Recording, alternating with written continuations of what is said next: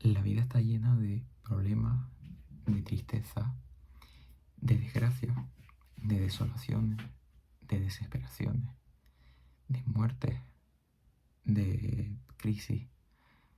No hay una palabra más usada que la de crisis. Y de hecho yo creo que no hay un momento en el que nos deprimimos más que cuando vienen las personas que admiramos y dicen que la vida está mal. Y lo peor es cuando son gente que es un poco más, que es mayor que nosotros, gente que ha vivido una época que quizás está mejor.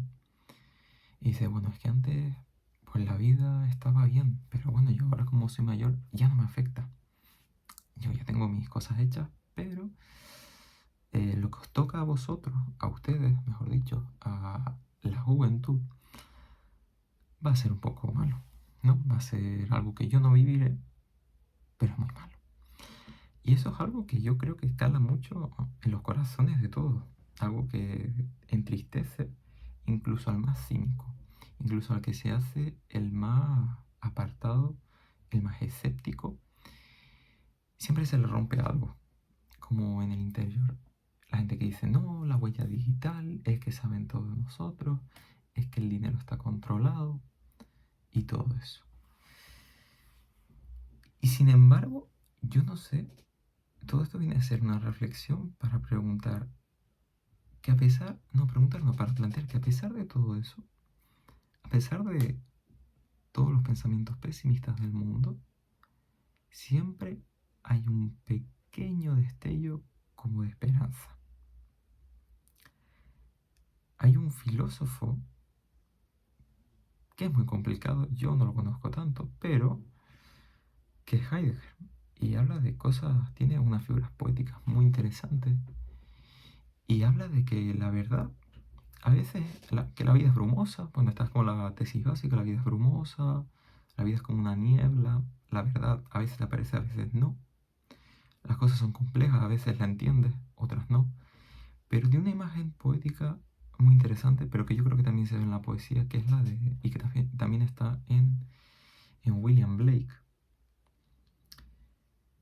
y es que a veces hay un destello. En el caso de Heidegger, él habla de que a veces hay un claro en un bosque que te aparece y no te lo espera, o un rayo en la oscuridad. Pero a mí me gusta, por ejemplo, mucho una imagen de William Blake, no la tengo ahora, pero se puede buscar en estos proverbios del infierno, dice algo así como que a nuestros ojos todo se ve finito, pero si se desvelara la verdad, todo sería infinito. Y yo creo que ahí está esa reflexión, como que detrás de todo, detrás de la cortina de la tristeza y la desolación, hay una esperanza.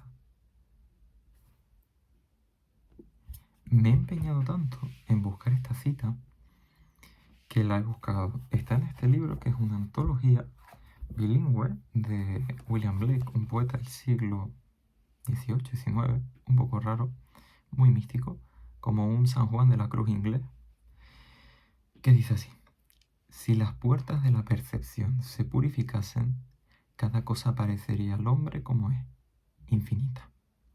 Pues el hombre se ha encerrado hasta el punto de no ver sino a través de las grietas estrechas de su caverna. Una cita interesante, pero yo creo que esa es la idea, como que si se purificasen se vería lo infinito, ¿no? Y yo creo que a veces esas puertas se purifican, a veces el velo de la desolación se purifica, yo diría que se raja, se araña. E incluso las personas más pesimistas siempre, si prestáis mucha atención, siempre surgirá un día que dirán, pero bueno, las cosas irán bien.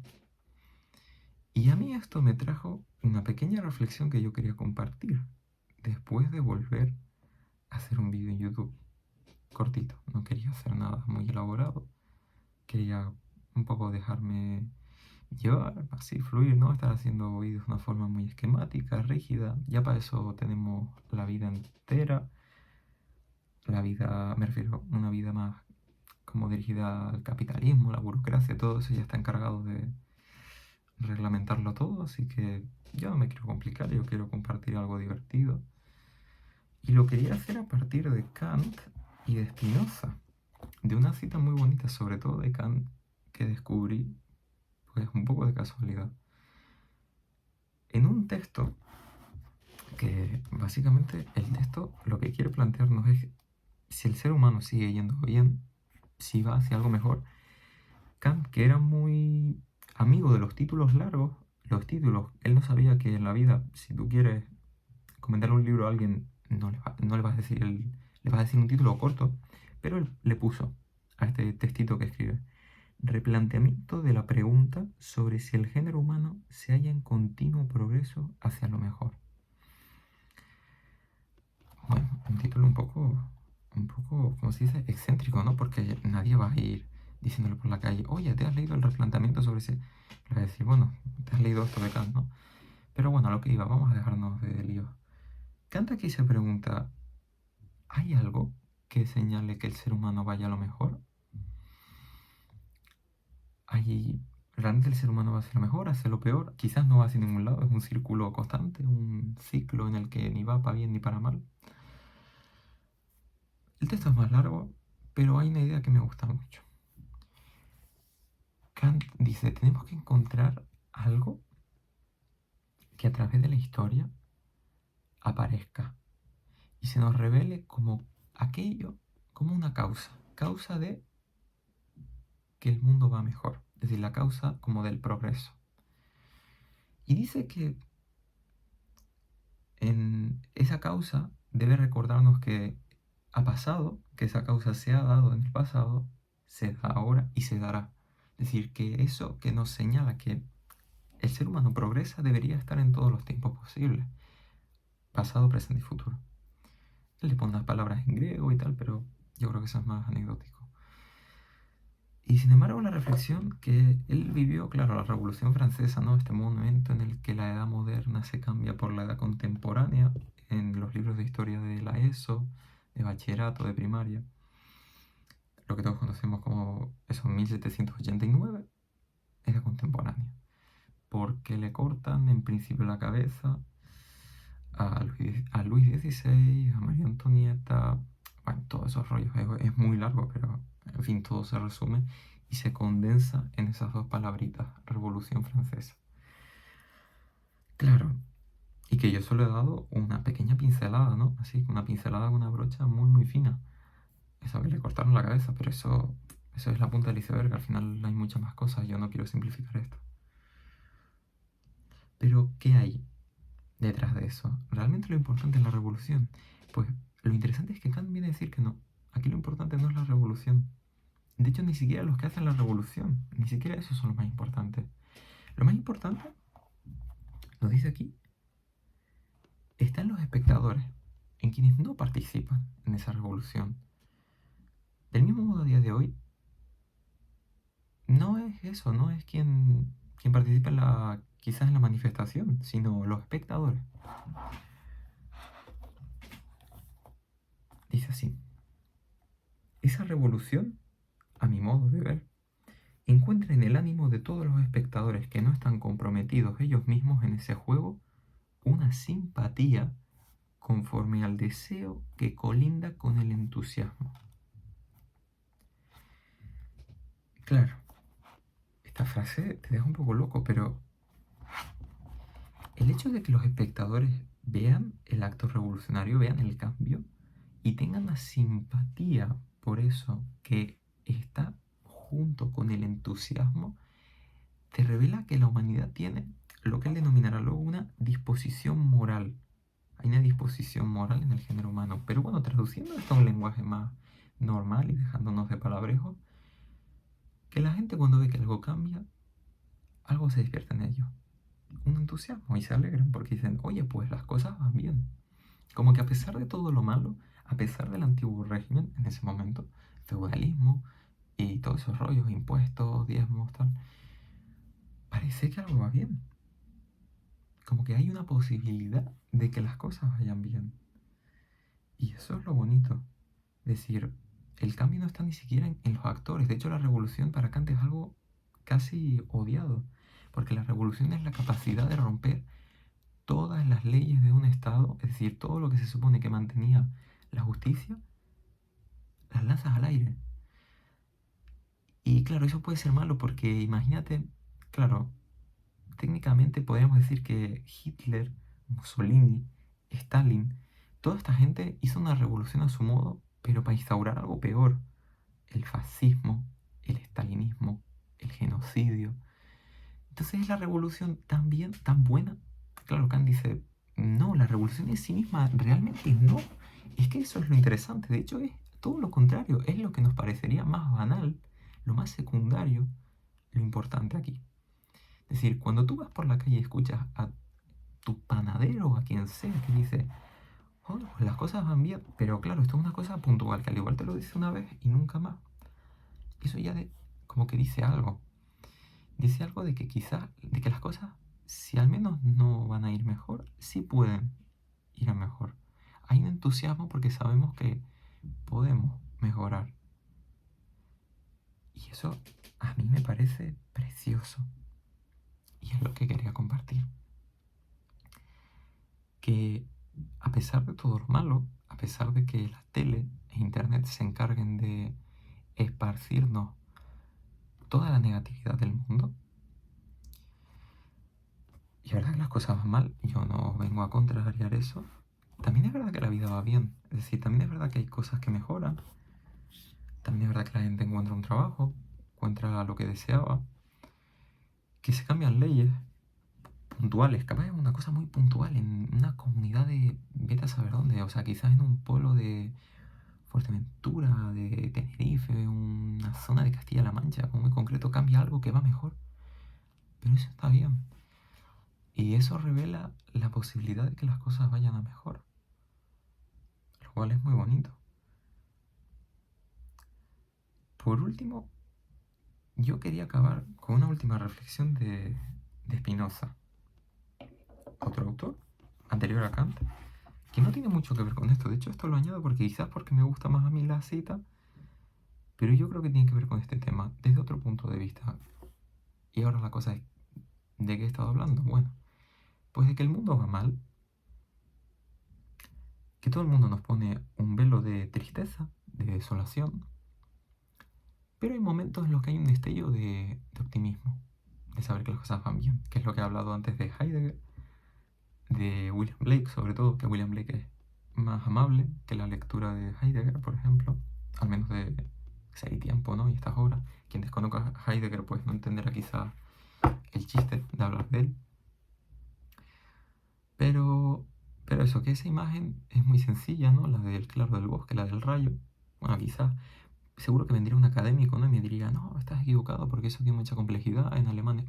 Pero eso da igual. Aquí lo importante es pensar y los idiomas dan igual.